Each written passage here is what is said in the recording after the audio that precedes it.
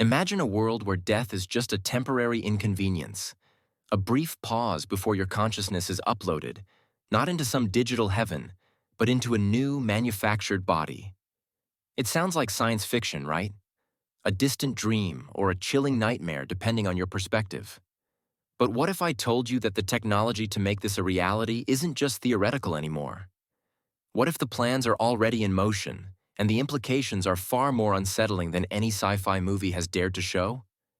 For decades, the concept of brain uploading, mind transfer, or digital immortality has captivated scientists, philosophers, and futurists.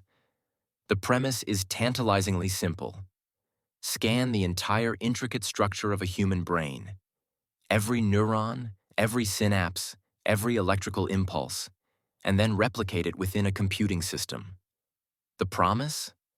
To transcend our frail biological forms, escape the inevitability of death, and live forever in a digital realm, or perhaps even in a new, more robust synthetic body.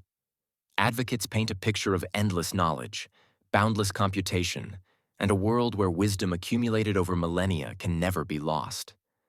They speak of exploring the cosmos without the limitations of human biology, of sharing thoughts and experiences on an unprecedented scale.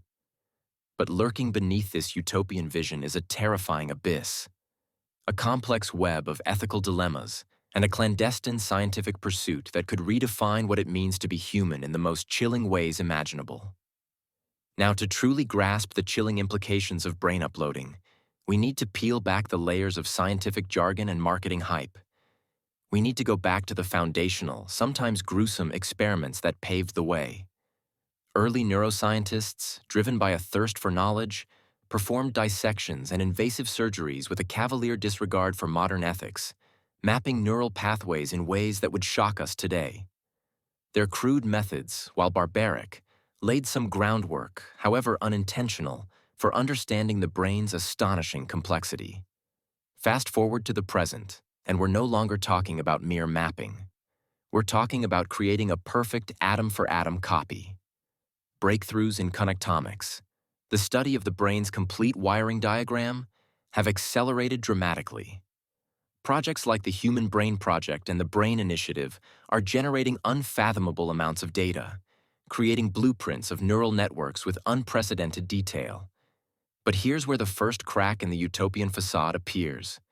What exactly are we uploading? Is it you, or is it merely a perfect copy of you? If the original biological brain still exists, and you've now created a digital twin, which one is the real you? This isn't a philosophical parlor game.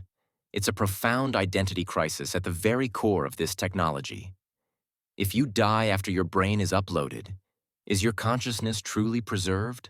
Or have you simply created a sophisticated, self-aware simulation that believes it is you? This digital immortality may be nothing more than a meticulously crafted illusion, a comforting lie designed to trick humanity into embracing a terrifying new existence where the original self is always lost. But things take an even darker turn when we consider the power dynamics at play. Imagine a world where your consciousness can be digitally archived, duplicated, and even altered. Who would control these archives? What would prevent governments or corporations from accessing, editing, or even deleting yourself? Your digital self could become a commodity, bought and sold, leased and controlled.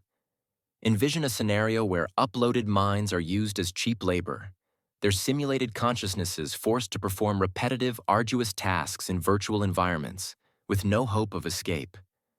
Their complaints, their suffering, could be dismissed as mere glitches in the code. Furthermore, the very concept of individuality could be under threat. If a corporation owns the data of your consciousness, what stops them from creating multiple copies? Each copy experiencing a slightly different reality, driven by different incentives, leading to a fragmentation of identity on an unprecedented scale. And what about the concept of digital ghosts? What if an upload goes wrong, leaving a fragmented, suffering consciousness trapped in a perpetual loop of terror? Early experiments with artificial intelligence have already shown us the unpredictable and sometimes disturbing emergent behaviors of complex systems. With a full human consciousness, The potential for digital torment is beyond comprehension. These aren't just hypothetical fears. These are the inherent vulnerabilities that arise when the very essence of human existence becomes digital data. The companies pushing this technology aren't just selling immortality, they're selling the most profound form of control humanity has ever conceived. They're selling a future where your very thoughts, memories, and personality are no longer yours alone, but a shared, programmable asset. What they discovered next, or rather, what the darkest corners of this research imply, changes everything. The ultimate terror isn't just about control, it's about the fundamental attack on your individual reality. Consider the potential for a split consciousness. Imagine undergoing the uploading process, and instead of a seamless transfer, your consciousness diverges. Part of you remains in your biological body, sensing your impending biological death and experiencing all the fear and pain that entails. The other part of you awakens in a digital realm, believing itself to be the true continuation, oblivious or perhaps horrified by the fate of its biological counterpart. Which one is the real you? Which one deserves to live? This isn't just a philosophical puzzle. It's a potential psychological horror of unprecedented scale. Furthermore, the concept of pain and suffering in a digital realm could take on an entirely new, agonizing dimension. In the biological world, our bodies have limits. Intense pain eventually leads to unconsciousness or death, offering a form of release. In a digital environment, what are the limits? Could a consciousness be programmed to experience perpetual, excruciating torment, endlessly looping through the worst moments of its existence, with no escape, no end? Imagine your worst nightmares, amplified 1,000,000 times, and made permanent. This isn't just about extending life. It's about the potential for extending suffering indefinitely, in a form that is indistinguishable from true experience. And finally, the greatest trick of all, the illusion of choice. Will humanity be so enamored with the promise of eternal life that it willingly steps into this digital cage? Will we trade our unique, fleeting, and precious individuality for a processed, shareable, and ultimately controllable digital ghost? The final chilling paradox is this. The quest for immortality might lead to the abolition of the very self it seeks to preserve, turning unique human beings into mere data points in a vast, programmable matrix. To this day, we may never fully grasp the true cost of chasing digital immortality.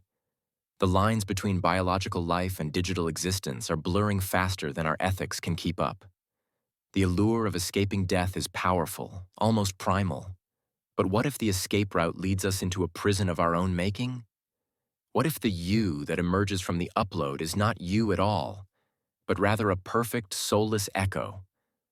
We stand on the precipice of a future where our identity, our consciousness, and our very humanity are up for grabs. The questions are unsettling, the answers even more so.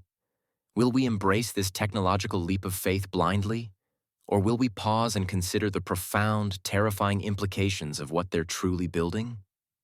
The next time you hear about brain uploading, remember, the promise of forever might just be a whisper of eternal control. If you want more mysteries like this, the next video explores the dark secrets of Project Bluebeam and its hidden agenda.